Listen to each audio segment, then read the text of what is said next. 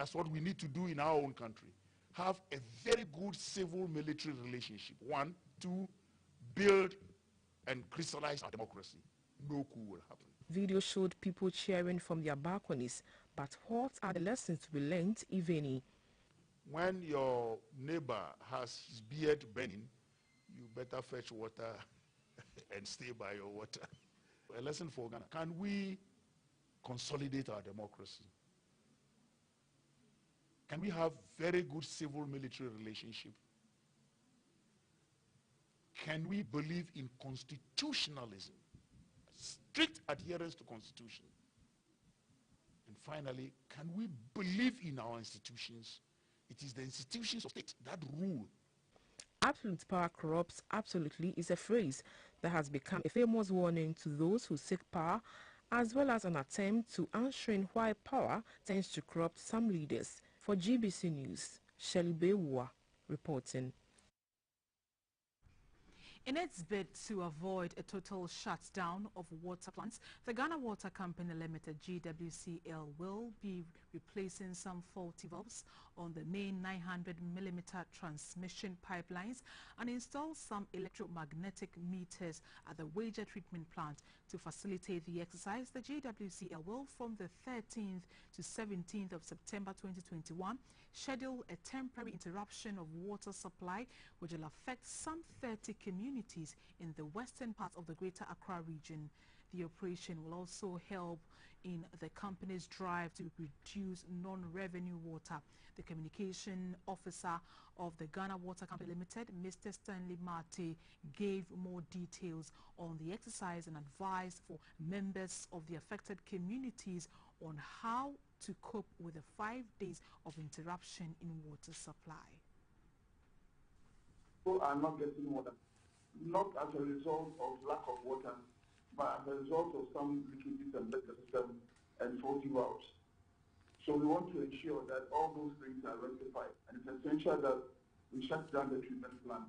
Currently, our non-revenue water is around 43%, and just last year it was around 50%, and in the past years it's been over 50%.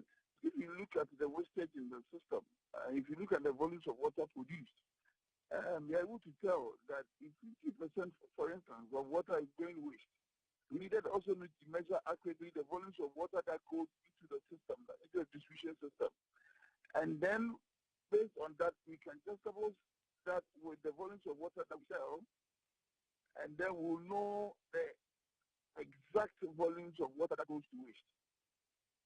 To enable us to do that, we need to install new electromagnetic meters. The most important measure now is for everybody to store enough water to take care of whatever for the next 5 days when we shut the river down. So our expectation is that all essential service providers are going to store all the facilities, and then every customer or every consumer or every citizen who is part of water is also expected to store some water to last at least 4 or.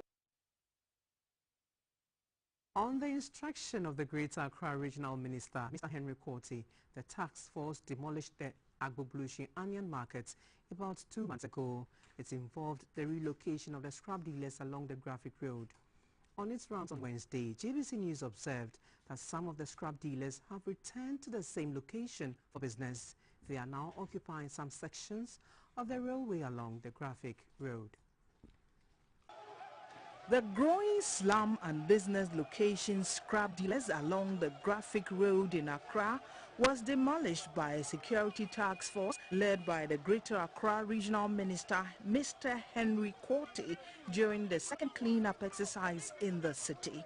The task force, made up of military, immigration, fire service, prisons and police personnel, cleared the scraps in heaps along the Graphic Road as part of a campaign to make Accra work.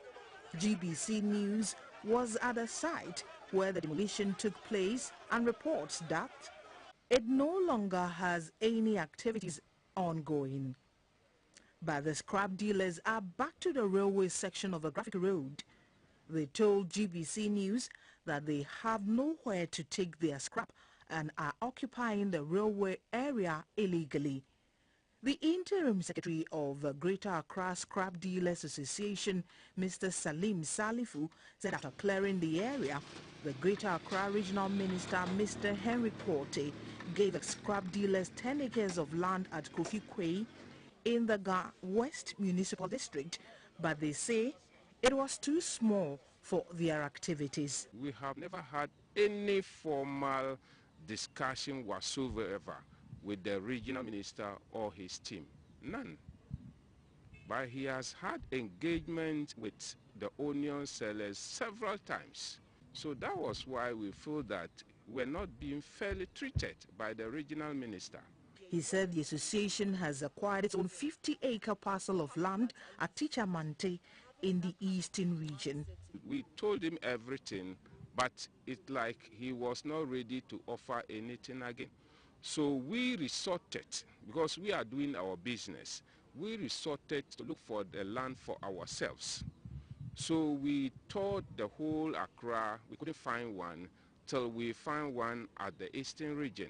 So we bought it with our own resources. They are appealing for support from the government organizations and well-meaning individuals.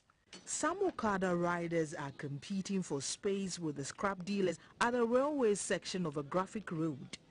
The pavement around the overpass is decorated with rubbish, ruining the government's campaign to make Greater Accra the cleanest city in Africa. Many are in praise of the efforts of the minister and the coordinating council to bring some sanity into everyday life in the capital city. Harnessing the potentials of the youth and bridging existing gaps for youth empowerment is one of their hallmarks. In this regard, Youth Bridge Foundation is making available a science, technology, engineering and mathematics STEM clinic for teen mom Rita Awuni and all from 3 students of Independence Avenue Basic Cluster of Schools in Accra. It was sparked by a call for support for Rita Awuni and her son. But now, the benevolence of Ghanaians is being extended to the entire school. In the weeks ahead, from 3 students of the Independence Avenue cluster of schools will benefit from a science, technology, engineering and mathematics STEM clinic, all in preparation for the task ahead, the Basic Education Certificate Examination, BECE. Under our Educate to Innovate project in the Western region, we have STEM clinic where we expose the students to science laboratory, and we are bringing that science STEM clinic to her school, the Independence Avenue 2 JHS pupils, so that they will experience firsthand the practical lessons of science that should be provided along with their education. For Rita, the Youth Bridge Foundation is further providing a private teacher for a one-on-one tuition. The 17-year-old teen mom whose story has evoked emotions, making headlines domestically and across the world, is advising adolescents not to attempt to engage in premarital sex. She says the consequences of such are dire. I regret it. So you regret giving yourself to the man to get you pregnant. But you know you are a minor. And you shouldn't have engaged in that. Yes. So what advice would you give to other school children who are looking at you? Giving birth is not an easy thing, but at times the way your parents will treat you doesn't mean you should go to a man or any boy. The guy or that boy will not help you, but to have sex with you and leave you on the side, that's what they have.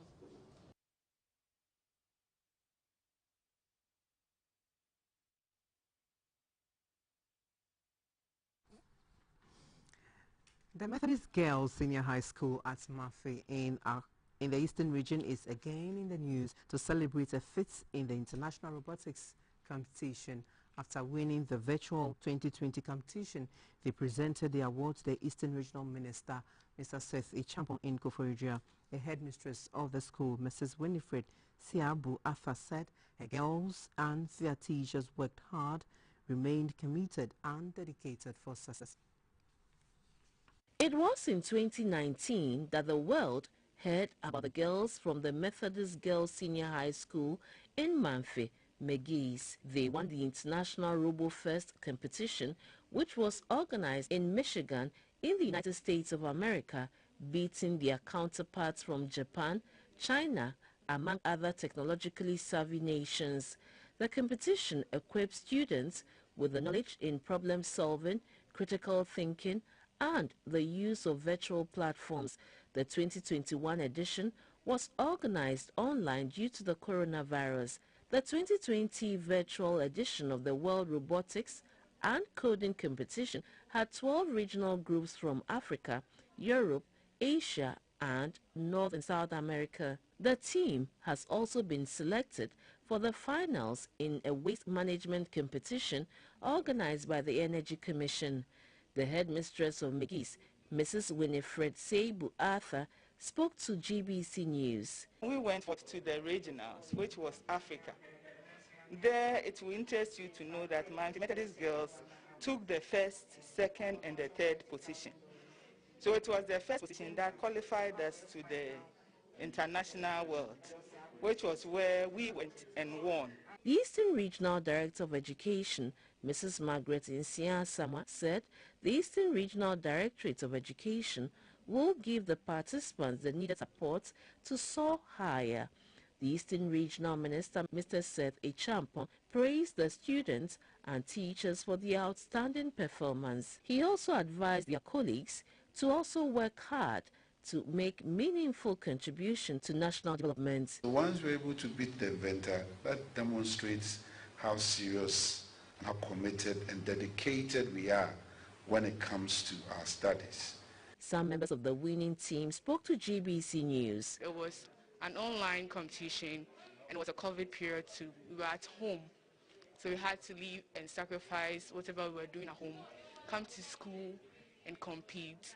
At the end, our sacrifices didn't go to vain. The Akwemuman SHS also won the third edition of the Onga Cook Art Competition organized by Onga. Walls of buildings and other structures in public places, such as interchanges, are often awash with posters of all kinds. The perpetrators have usually ignored warning signs from the city authorities. In an effort to stop the practice, the Accra Metropolitan Authority, for instance, commissioned the decoration of interchanges with graffiti and other paintings. Yet, the indiscriminate posting of bills persists. Our cameras have captured this disfigurement of the city from various locations. Indiscriminate posting of bills or posters is a major problem city authorities have had to deal with in Ghana. Recently, interchanges have become the common recipient of such posters, promoting various programs such as religious summits, concerts, film premiering, funerals, and other events. The Akwaje interchange at the intersection of the Ring Road East and the Independence Avenue in Accra is one place where the unauthorized posting of bills are visible.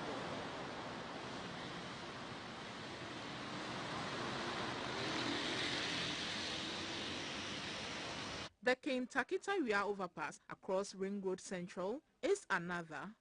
On the Liberation Road, the footbridge at Shiashi has also been defaced. Atomic Junction near Medina is also becoming unsightly.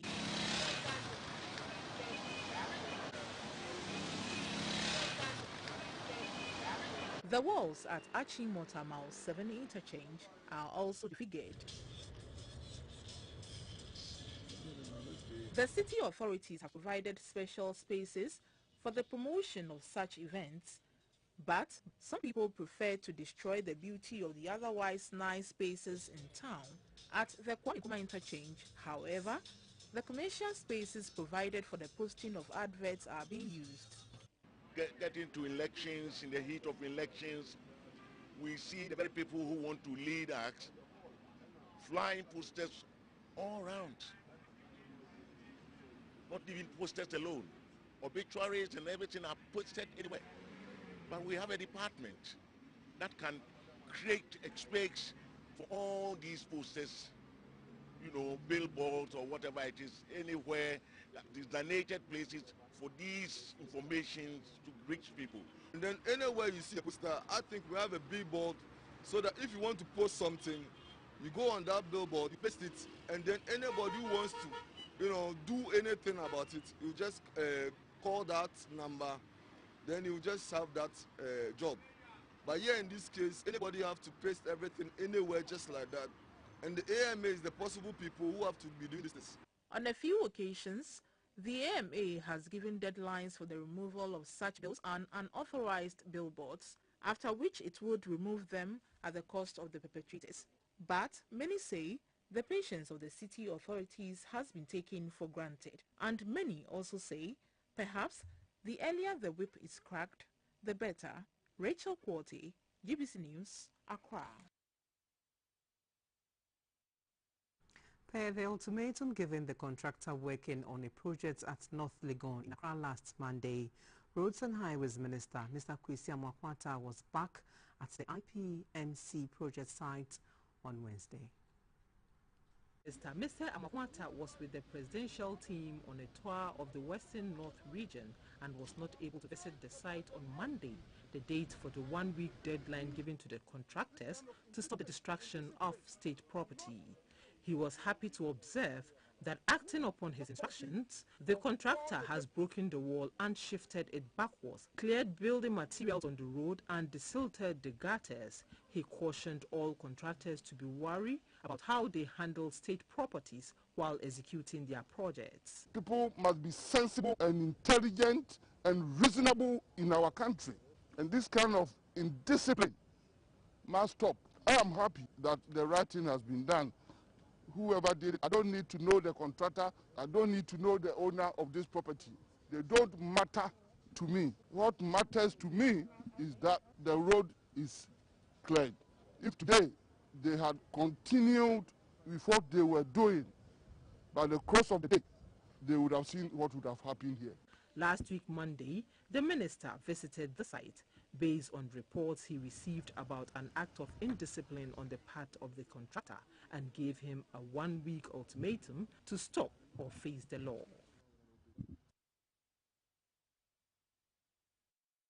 A teacher from the Oti region, Mr. Ernest Adade, is sending an SOS to the government and charity organizations on behalf of teachers and pupils of Bori Abuabo DA Primary School for assistance. The appeal is for help to put their school buildings in top condition for effective teaching and learning. It's a predominantly farming community in the Biakuya district of the Oti region. Here, for many years, the children have had to continue with their junior high school education in some neighboring communities due to the lack of a school building. The only primary school in the area is also in a very deplorable state. Ms. Seraphine Vuedi is a teacher in the school. She says, due to the poor state of the building, teachers are unwilling to accept postings to the school upon first sight, compelling the few teachers available to combine 2 or more classes in one room. She believes that if a proper school building is provided, teaching and learning would be effective. It's actually sacking teachers from coming here. Actually, we were 6 posted here. Looking at the building, the classroom structure, it has sacked most of our colleagues. So I am the only person present here. Right now, we are only 3 teachers, including the head teacher over here. So when they help us with the classroom blocks, I think teaching and learning can go on effectively. The assembly member of the area, Madame Patience Dadibor, is not happy with the situation. She says several attempts to get the attention of the district assembly for assistance have not been successful. Where we are accommodating the children now, in fact, it was 2 classroom block built by the committee for the KG, and that was where we are accommodate the children, and it's affecting their learning. She is therefore calling on the government, charity organizations, and well-meaning persons for assistance.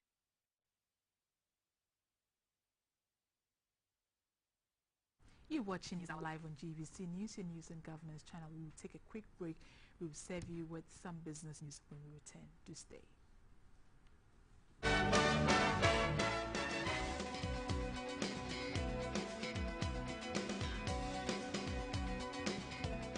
Gives you a moment of pure freshness every day.